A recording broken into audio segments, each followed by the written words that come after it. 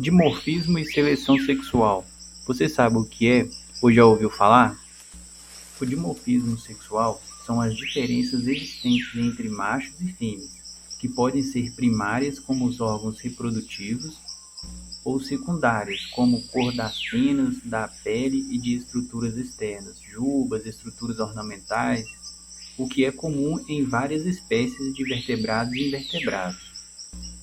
A maioria das características de um indivíduo são adaptativas, ou seja, elas aumentam as chances do indivíduo sobreviver, reproduzir e deixar descendentes.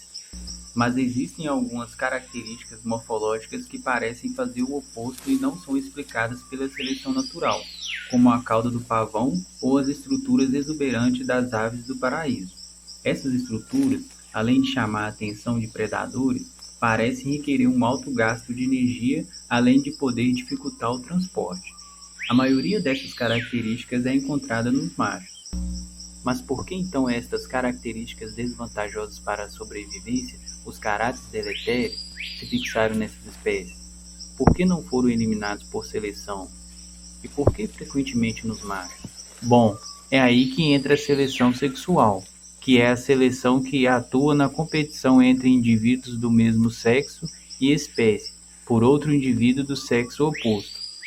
Primeiro, devemos entender que as diferenças nas características morfológicas entre machos e fêmeas indicam que as pressões de seleção agem de formas diferentes em cada um deles. As características selecionadas pela seleção sexual existem porque conferem vantagens aos indivíduos na atração e competição por parceiro sexual, ou seja, favorecem o sexo competidor. Na maioria dos casos, os machos tentam atrair e competem pelas fêmeas, como acontece com a soberba ave do paraíso, onde o macho tenta atrair a fêmea com uma elaborada coreografia auxiliada pela sua plumagem diferenciada, que se destaca tanto na cor quanto na estrutura. Ou ainda, as aranhas do gênero Maratus, em que o abdômen do macho é colorido e utilizado em uma coreografia para atrair as fêmeas. Em ambos os casos, o sistema reprodutivo é poligínico.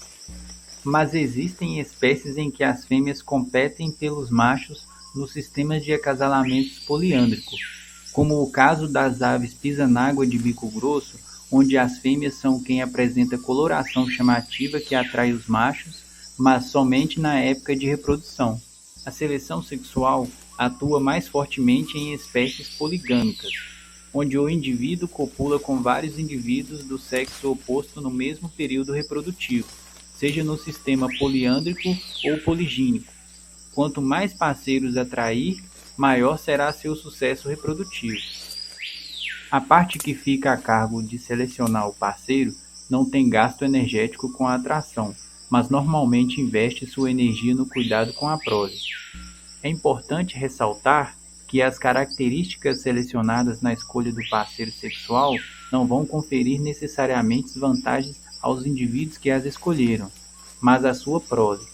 Como filhotes com maior eficiência de forrageio e de escapar de predadores, melhor saúde, descendentes machos mais atrativos para as fêmeas.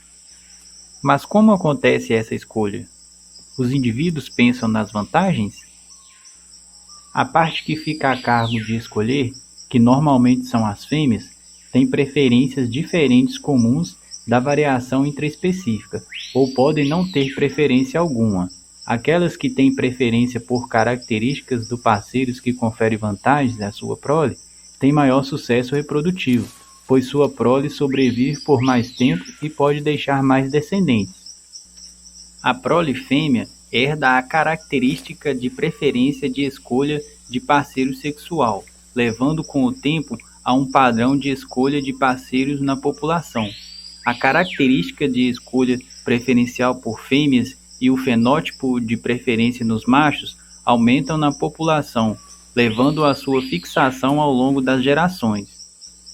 A seleção sexual explica, então, casos como o do pavão, onde os custos de se manter uma característica deletéria são menores que os benefícios reprodutivos.